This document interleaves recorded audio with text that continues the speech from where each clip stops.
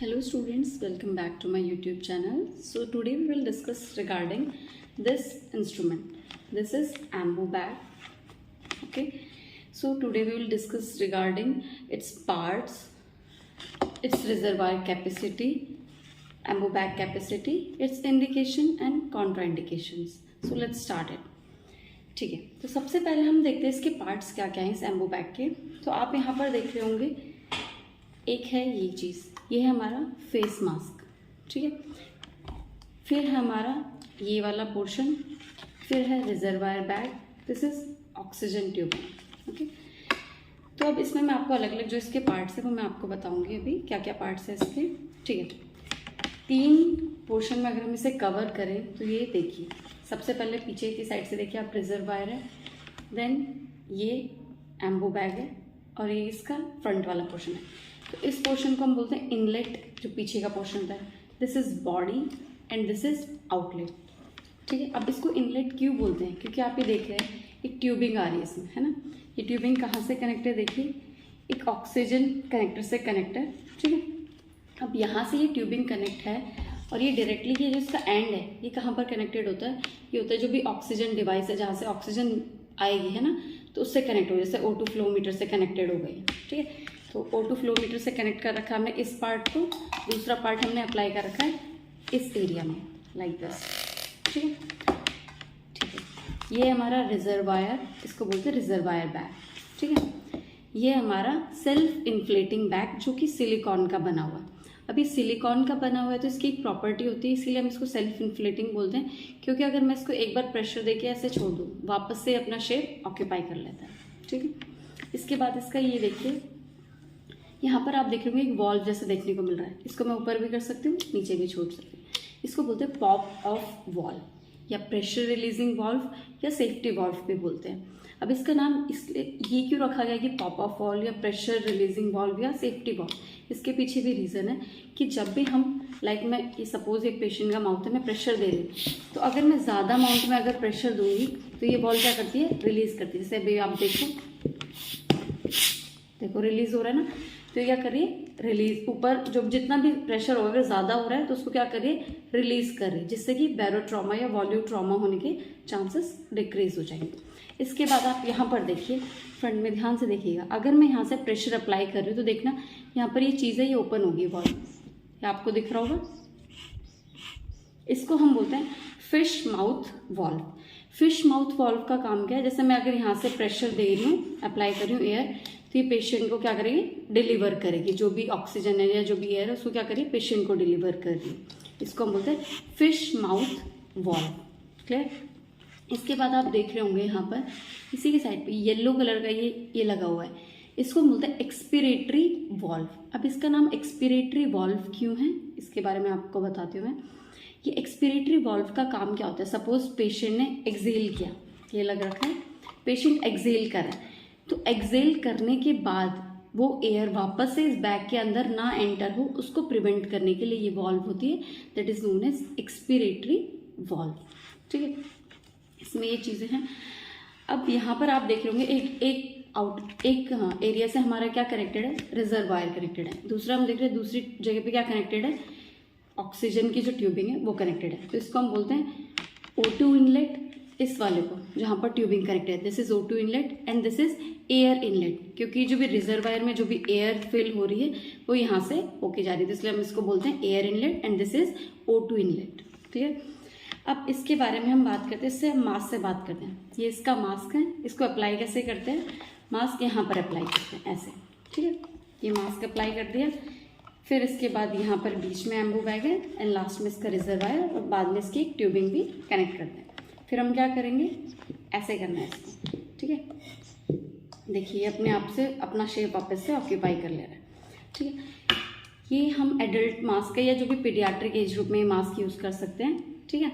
अलग अलग साइजेस का आता है। एडल्ट में हम जो मोस्टली मास्क यूज़ करते हैं that is of 4 size, sorry वो 4 नंबर का मास्क होता है, ठीक है। अब आप एक ये भी देख रहे होंगे, एक छोटा सा आपको देखने को मिल रहा होगा, ये हमारा जो भी न्यू बॉर्न है उनमें ये वाला मास्क यूज़ करते हैं। इसको ऐसे अप्लाई करते हैं, हम इसके साथ ऐसे अटैच करेंगे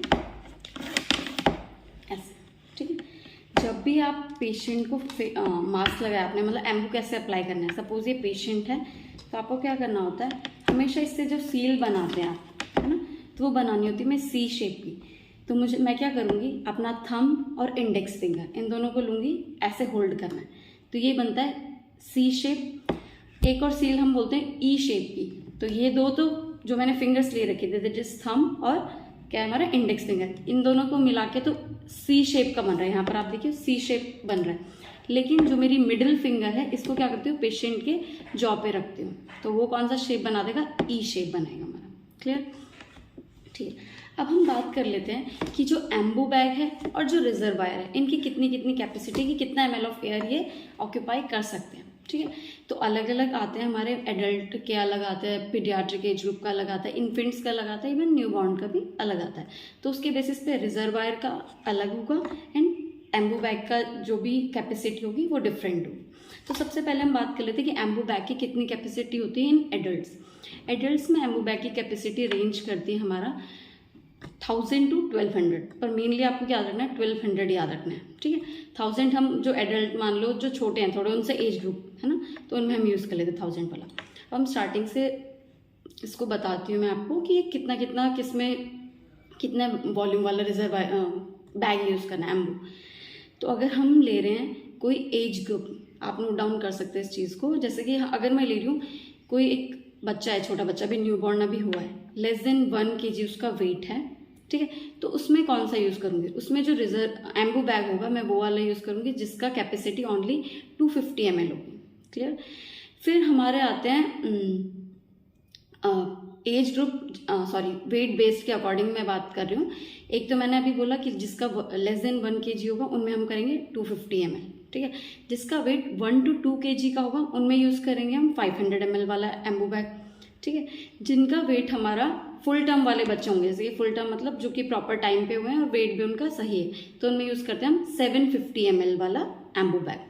फिर इसके बाद से भी जो भी एज ग्रुप है उनमें हम 750 to 1200 ml तक का यूज़ कर सकते हैं। जैसे कि हमने बोला एडल्ट में हम कौन सा यूज़ करते हैं, 1200 ml वाला एम्बू बैग यूज़ करते हैं।